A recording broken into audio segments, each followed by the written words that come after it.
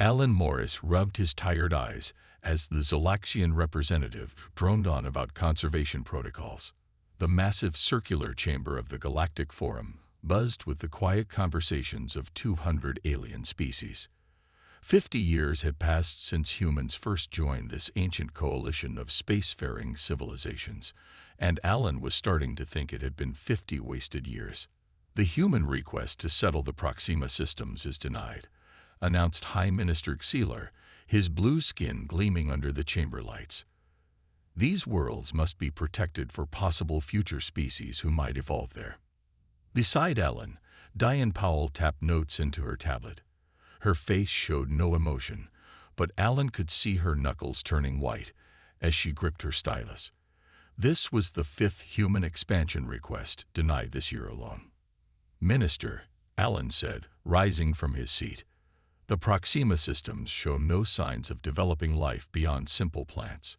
The Trelgar were granted 3 similar systems just last month. The Trelgar representative, a tall insect-like being, clicked his mandibles. Our species has proven its responsible management over thousands of years. Humans are still new to the stars. Alan looked around the chamber. The older species, those who had helped form the Forum 12,000 years ago, nodded in agreement. The younger races looked away, unwilling to challenge the established order. Humanity might have mastered faster-than-light travel on their own, but here they were still treated like children. I request the Forum review the assessment reports our scientists submitted, Alan said calmly. They clearly show. The Forum Scientific Council has already reviewed and rejected your findings, interrupted Xeelar. Human scientific methods are still developing and do not meet our standards. Diane passed Alan a note. It read, "Same excuse as always. They won't ever see us as equals." She was right. For 5 decades, humans had played by the Forum's rules. They had limited their expansion, shared their unique discoveries, participated in Forum peacekeeping missions, and offered their help to struggling worlds. Yet nothing had changed. The ancient species still controlled all major decisions and kept the best resources for themselves. The next item, continued Xeelar, is the motion to establish a monitoring station in the Sol system to ensure human compliance with technology development guidelines. Alan felt something break inside him. A monitoring station in humanity's home system to make sure they weren't developing technologies the Forum had deemed unsafe for younger species. He stood again, but this time Diane stood with him. "Minister," Alan said, his voice carrying across the suddenly quiet chamber. "Earth respectfully withdraws from the Galactic Forum, effective immediately." The chamber erupted in shocked voices. Nothing like this had happened in thousands of years. No race had ever voluntarily left the Forum. "You cannot withdraw," sputtered the Trelgar representative. "The economic consequences alone would devastate your worlds." Alan smiled for the first time that day. "We appreciate your concern, but our decision is final. Humanity will chart its own path among the stars." Xeelar raised his hands for silence. When the chamber quieted, he fixed Alan with his large yellow eyes. "Ambassador Morris, surely we can discuss this further. Perhaps some accommodations could be made for Earth's unique situation." "For 50 years we've tried discussion," Alan replied. "For 50 years we've watched races who achieved spaceflight thousands of years after us receive preferential treatment because they're allied with founding members. The Forum has made its position clear, and now Earth has made its decision." As Alan and Diane gathered their materials to leave, a low murmur spread through the chamber. The younger races watched with wide eyes while the ancient species conferred urgently with each other. No one had predicted this. No one knew what would happen next. The galaxy was about to find out what humanity could do when it no longer asked for permission. 3 days after the historic walkout, Ambassador Lisa Carter stood in the massive Earth embassy on Centauri Prime. Staff packed documents and personal items into crates. Computer specialists wiped databases. Military personnel dismantled sensitive equipment. "How much longer until we're done?" Lisa asked her assistant. "About 6 hours," Ambassador. The last transport leaves at midnight. Lisa nodded and looked out the window at the gleaming towers of the Forum's second-largest diplomatic hub. For 20 years, this building had been her home. Now it would stand empty, a monument to 50 years of failed diplomacy. Her communicator beeped. Ambassador, High Minister Sealer is requesting entrance to the embassy. Lisa sighed. Let him in. I'll meet him in the small conference room. When she entered, Sealer was already seated, his blue skin looking almost gray with stress. Two Zalaxian aides stood nervously behind him. Ambassador Carter, Sealer said, rising. This withdrawal is unnecessary. The Forum is prepared to reconsider many of its positions regarding Earth. Lisa sat down across from him. What positions exactly? The monitoring stations in Sol system. That proposal has been withdrawn. We can also fast-track approval for 3 colony systems. 3 systems, Lisa repeated, after denying us 20 over the past decade. We can discuss more concessions, Sealer said quickly. Perhaps human representatives could join the Technology Oversight Committee. Lisa looked at him carefully. In 50 years, no human had been allowed on any major committee. Something had changed. The Forum was afraid. The time for these offers was the last 50 years, Lisa said. Earth has made its decision. Across the galaxy, similar scenes played out. On the military station orbiting Rygel, Commander John Phillips supervised the withdrawal of human officers from joint exercises.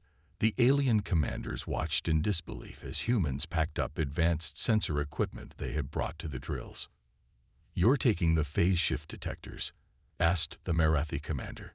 Those were developed through Forum cooperation. John shook his head. Check the records. Earth developed these independently. We shared the technology voluntarily, but they remain human property. On Vega II, scientist Ben Foster disconnected his research team from the Forum biology network. Their work on cellular regeneration had been the cornerstone of several medical breakthroughs. You can't leave, protested his Caliban colleague. Your team's research is vital to the cross-species medical project. We offered to share our findings directly with affected worlds, Ben replied. The Forum refused to allow it unless we went through their approval process. Everywhere, humans quietly withdrew. Merchant ships returned to Earth space. Research teams packed up laboratories. Diplomatic missions closed their doors. No angry words were exchanged. No threats were made. Humanity simply left. 6 weeks later, the last official human presence in Forum space departed. Forum officials scrambled to understand what was happening. Their intelligence reports showed human ships gathering at the borders of Earth-controlled space. Communications remained polite but minimal. In an emergency meeting of the Forum Council, the Trelgar representative pounded the table with his foreleg. We must know what they're planning. 50 years in space doesn't simply vanish. The ancient Durand representative, normally silent on most matters, spoke up. I have reviewed historical records.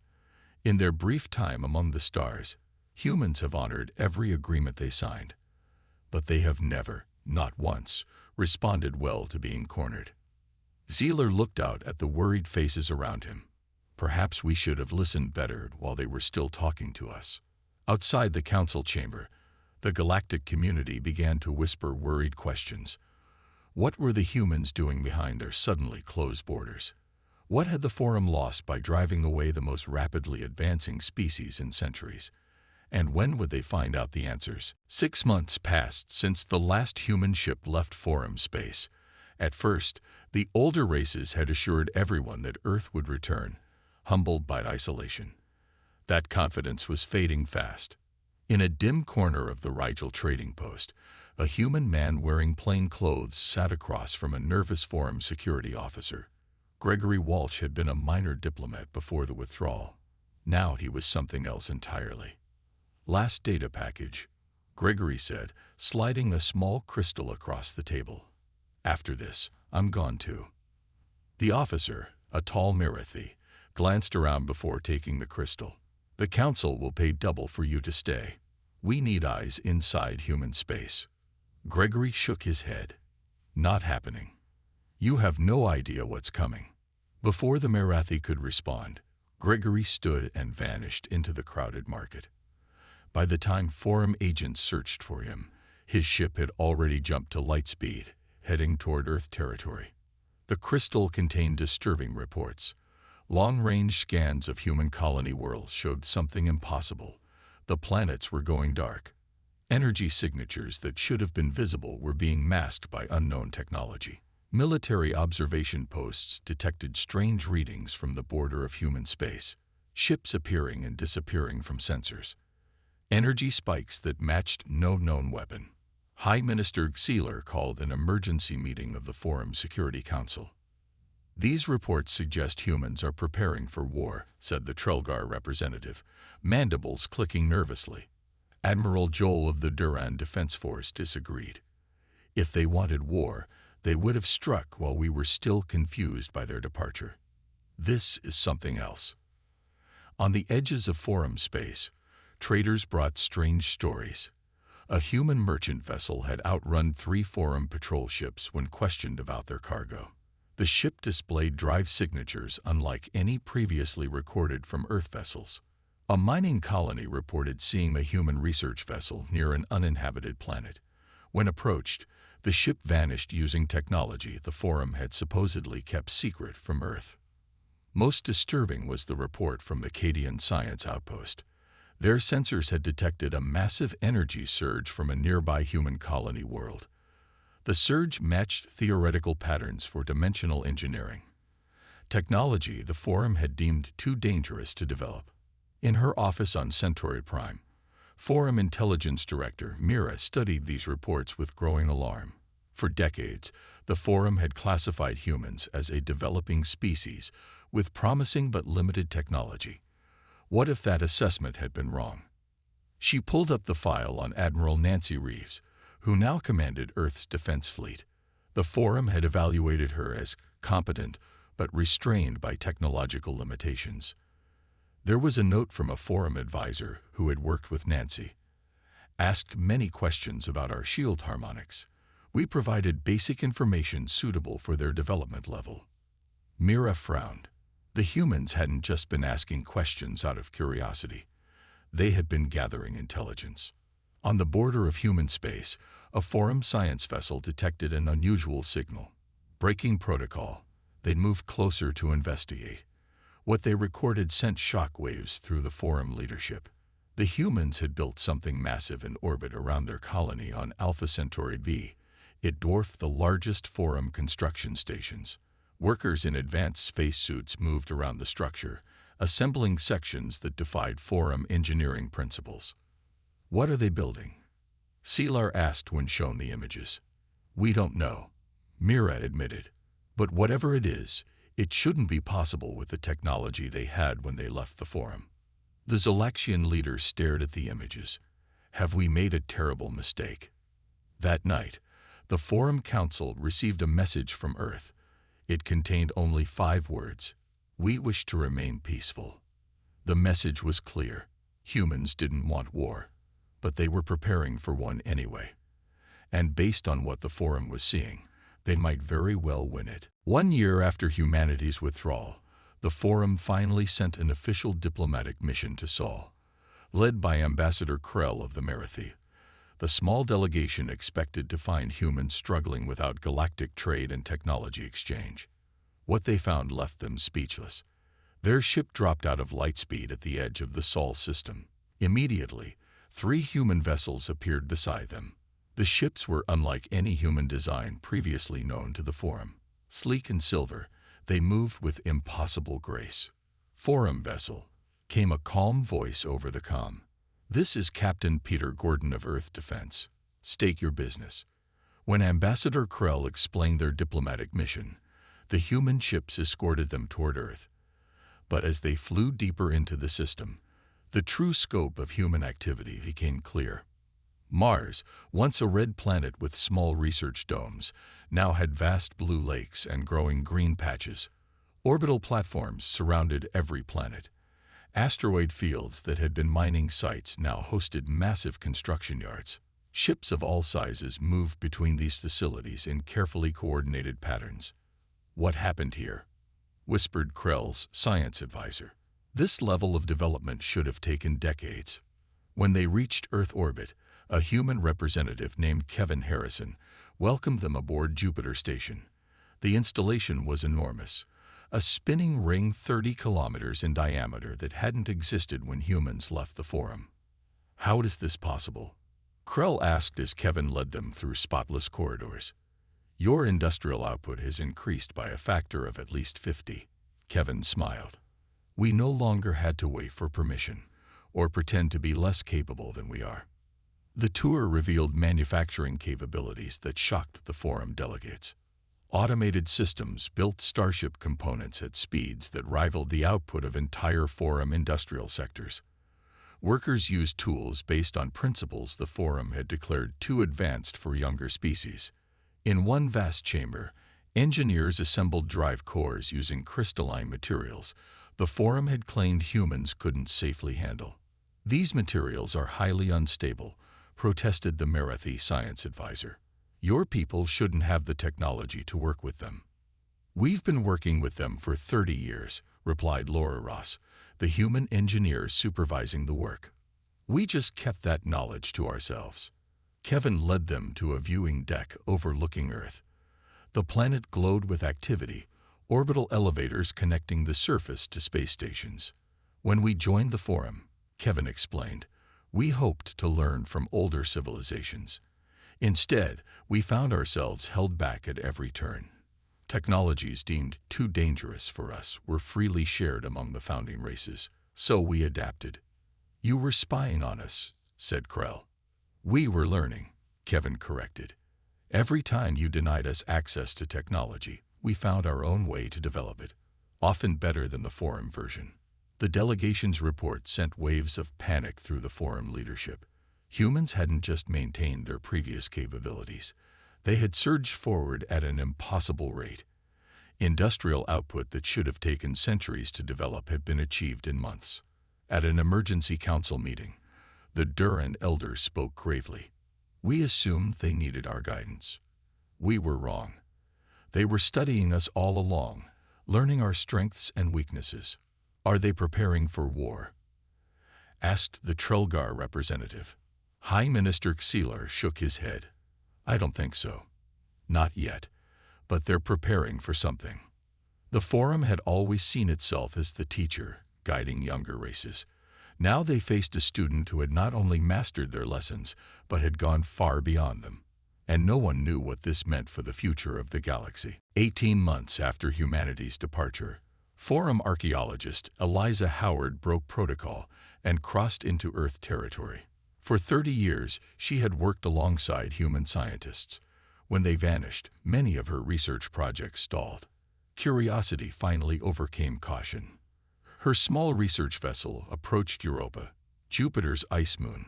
Forum intelligence suggested unusual activity there. As she neared the moon, her ship's systems suddenly shut down. Before panic could set in, a calm voice came over her emergency comm. "Forum vessel, this is Europa Security. Please state your purpose." "My name is Eliza Howard. I'm seeking Dr. William Turner, my former research partner." There was a long pause. "Then, follow the guidance beacon. Any deviation will result in immediate removal from Earth space." A small light appeared outside her viewport. Once her systems reactivated, she followed it to a location on Europa's surface. What had appeared to be ice opened up, revealing a massive underground facility. Inside a plain meeting room, William greeted her with a warm handshake. He had aged since she last saw him, his brown hair now gray at the temples. "You shouldn't be here, Eliza, but I'm glad to see you." "The Forum is in chaos," she said. "No one understands how humans advance so quickly. Some believe you made contact with an unknown alien race." William laughed. "No aliens, just human determination. Let me show you something." He led her down a corridor to a massive circular chamber. The walls displayed thousands of holographic images, Forum technology, alien biology, starship schematics, energy systems. "We call it the Knowledge Vault," William explained. For 50 years, we collected every bit of information the forum shared, and many things it didn't. Eliza stared in shock. This is classified material from dozens of species. We had access to forum archives as members. We just paid more attention than anyone expected. William pointed to a section showing Zolaxian energy systems. Remember when the forum denied us access to phase shift technology? We had already reverse-engineered it from observing Zolaxian ships. He walked to another display showing biological research. The forum said humans weren't ready for genetic rehabilitation techniques. Meanwhile, we cured 3 genetic diseases using our own methods. But some of these technologies, Eliza pointed to a display showing dimensional physics. The forum banned research in these areas for all species. They're too dangerous. Says who? William asked. The elder races who established those rules thousands of years ago. Humans asked questions no one had asked for millennia. Without cultural taboos or religious restrictions limiting our research, we explored paths abandoned long ago. He touched a control panel, and the floor became transparent. Below them stretched a vast laboratory where scientists worked on technologies Eliza had never seen. Why show me this? She asked. Because the forum needs to understand. We never wanted to abandon galactic society. We wanted to be treated as equals. William's eyes were serious. The forum saw us as children needing guidance. We needed to show them we're something else entirely. Eliza understood now. You're not preparing for war. We're preparing for our future, a future where humanity decides its own path. When Eliza returned to forum space, she carried no physical evidence of what she'd seen. But her report to the council painted a clear picture. Humans hadn't been struggling to keep up with forum technology. They had been holding back. They'd been collecting and improving upon our knowledge for decades. She told the stunned council. They don't hate us. They don't fear us. They simply don't need us. Her words spread throughout the galaxy. Humanity hadn't fled the forum in weakness. They had outgrown it. 2 years after leaving the forum, humanity made its move. Forum long-range observatories detected massive energy signatures from multiple directions beyond human space. At first, the forum believed it was a weapons test. The truth was far more significant. Vice Admiral Paul Wilson stood on the bridge of the Earth ship Orion. Around him, a fleet of 50 colony vessels prepared to depart. Each ship carried 20,000 colonists and enough supplies to establish a thriving settlement. All ships report ready, Admiral, said his second-in-command. Paul nodded. Send the signal. Operation New Horizon begins now. Across human space, similar fleets departed simultaneously. Using new drive systems developed from the knowledge humans had gathered over 50 years, these ships could reach systems the forum had deemed impossible to efficiently colonize. On Centauri Prime, forum analysts watched in growing alarm as their sensors tracked human expansion in all directions. The forum had carefully controlled galactic settlement for thousands of years, ensuring the elder races maintained their territorial advantage. That control was now breaking down. 10 new colony ships detected heading toward the Sagittarius Arm, reported a Trelgar analyst. High Minister Xelar paced nervously. That sector was declared unsuitable for colonization due to radiation levels. Human ships appear to use advanced shielding technology, the analyst replied. They're moving straight through radiation fields that would disable our vessels. The Forum Council met in emergency session. The oldest member, Elder Coda of the Duran, spoke rarely but commanded attention when he did. In 12,000 years, he said slowly, the Forum has never witnessed expansion at this rate. Humans are settling 10 new systems per month. At this pace, they will control more territory than the Zolaxian Confederacy within 5 years. A junior member spoke up. We should send warships to intercept these colony fleets. They're expanding into regions we've reserved for future Forum use. Elder Coda shook his head. Did you not hear the reports? Their technology now exceeds our own in many areas. War would be unwise. Instead, The Forum dispatched diplomatic vessels to negotiate boundaries. One such ship, carrying Ambassador Krell, intercepted a human colony fleet headed toward the Epsilon Indi system. The colony ship's captain, Olivia Grant, agreed to a brief meeting aboard her vessel. Krell was shocked by what he saw. The colony ship was nearly 2 kilometers long, carrying not just people but prefabricated city sections, terraforming equipment, and automated manufacturing facilities. Captain Grant, Krell began formally, the Forum has designated Epsilon Indi as a protected zone for future development. Olivia reviewed the data on her tablet. According to our surveys, the third planet is habitable with minor terraforming. No sentient life exists in the system. We see no reason to avoid settlement. The Forum has not approved human expansion into this region, Krell insisted. We no longer require Forum approval, Olivia replied calmly. Earth has withdrawn from the Forum and its restrictions. When Krell attempted to block their path with his ship, something remarkable happened.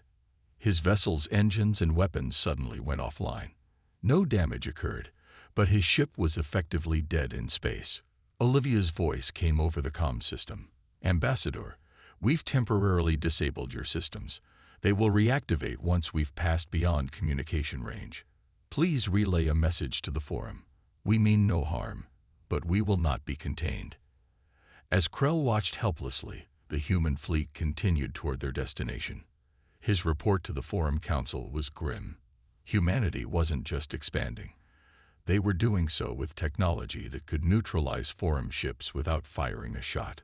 The galaxy that had dismissed humans as primitive now washed with growing fear as they claimed the stars at an unprecedented rate.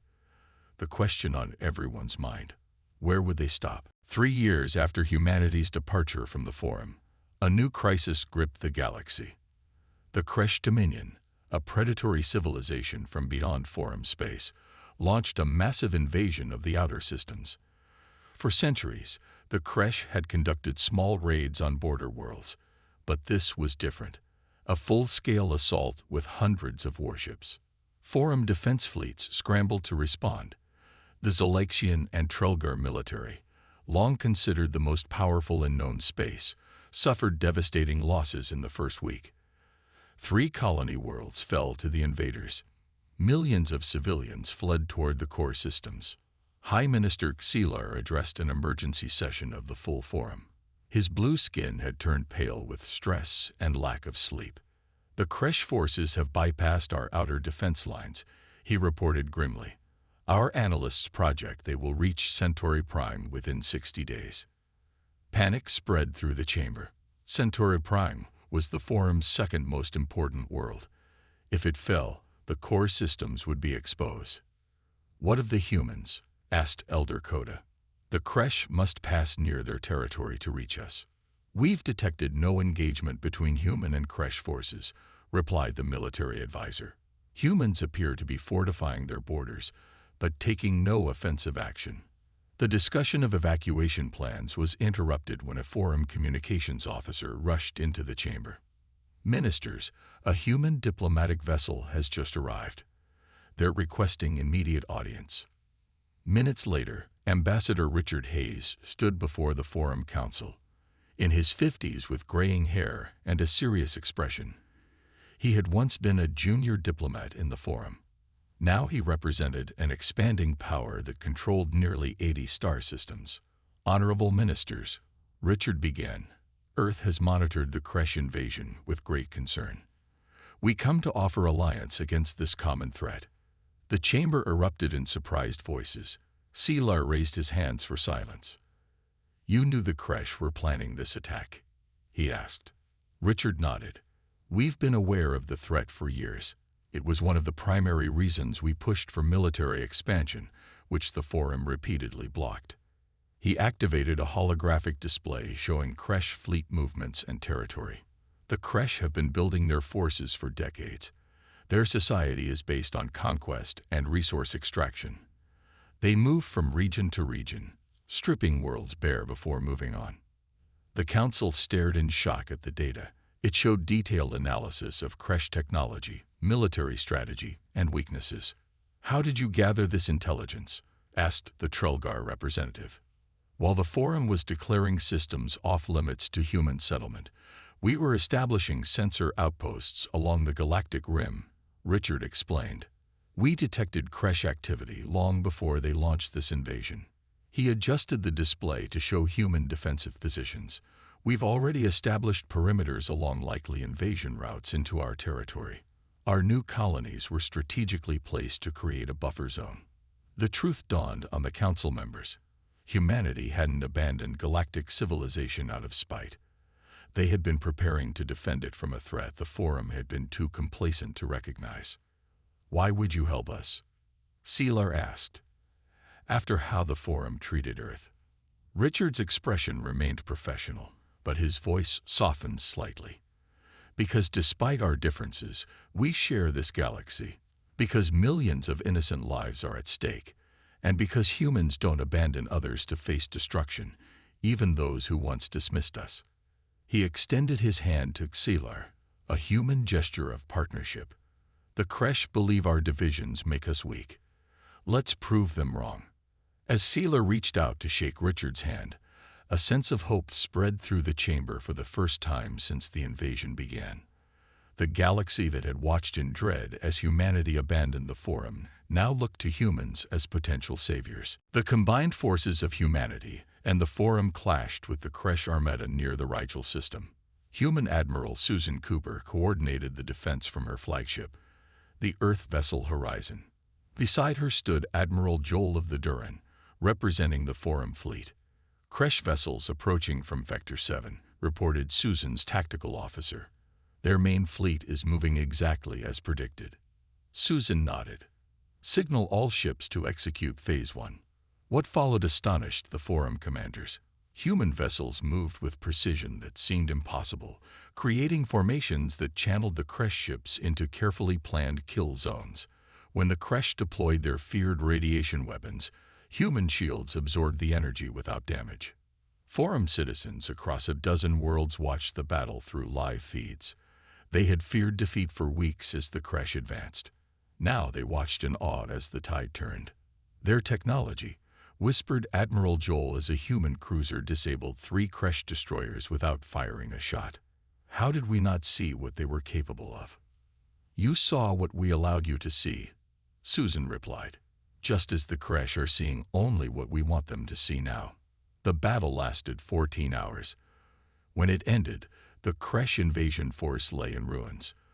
Those ships not destroyed had surrendered or fled back to their territory. The combined human Forum fleet had lost only 11 vessels. In the weeks that followed, the Alliance pushed the Kresh back beyond Forum space. Human terraforming technology restored damaged worlds. Their medical ships treated millions of injured civilians. What had begun as fear of human advancement transformed into gratitude and respect. 3 months after the Battle of Rygel, representatives from 200 worlds gathered on Earth. The Grand Chamber of the new Interstellar Alliance headquarters overlooked the Pacific Ocean. At the center of the room stood Alan Morris and Diane Powell, now older and wiser than when they had walked out of the Forum years before. "This gathering represents a new beginning," Alan said, addressing the assembly. "Not a forum where some dictate to others, but an alliance where all voices matter." High Minister Sealer, representing the former Forum worlds, rose to speak. "For thousands of years, we believed we were guiding younger races. We failed to recognize when those races had outgrown our guidance. That mistake nearly cost us everything. The new alliance would operate differently. Technology would be shared openly. Colonization rights would be granted based on capability, not age. Every member world would have equal voting power." As the session ended, Diane found herself standing with Elder Coda of the Duran, the oldest being in the chamber at nearly 900 years of age. "You knew this would happen," Coda said quietly. "When you left the Forum, you knew we would eventually need you." Diane smiled. "We hoped we would eventually find a way to work together as equals. We never wanted to abandon galactic society, just the parts that held everyone back." Across the galaxy, the new reality settled in. Humanity had not been the threat many had feared. Their rapid expansion had been partly to create a buffer against the Kresh. Their technological advancement had saved countless lives. Their vision for cooperation would reshape civilization for millennia to come. On worlds where forum broadcasts had once shown humans as dangerous upstarts, children now played with toys of human ships that had turned back the invasion. Species that had once looked down on Earth now sent their brightest students to human universities. The galaxy it had watched in dread as humanity abandoned the forum now looked to humans with hope. The old forum's dismissal of humanity had inadvertently freed them to become the very force that would ultimately save galactic civilization from both external threats and its own stagnation. And it had all begun with the simple courage to walk away and forge a new path among the stars.